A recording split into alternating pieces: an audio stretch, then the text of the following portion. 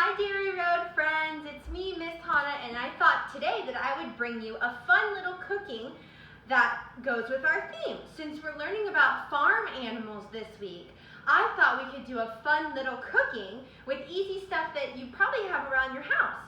So you need some animal crackers, some chocolate pudding, and a little dish and a spoon.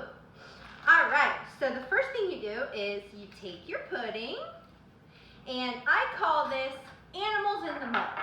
So you take your chocolate pudding and you're gonna put a little bit in your dish. You're gonna make the mud. There we go. And then you are going to take your little farm animals and you're gonna stick them on top in the mud. And there you have it. So easy, a little cute little cooking you can do from home. Just chocolate pudding and animal crackers, and it's so yummy to eat. So I hope you guys enjoy.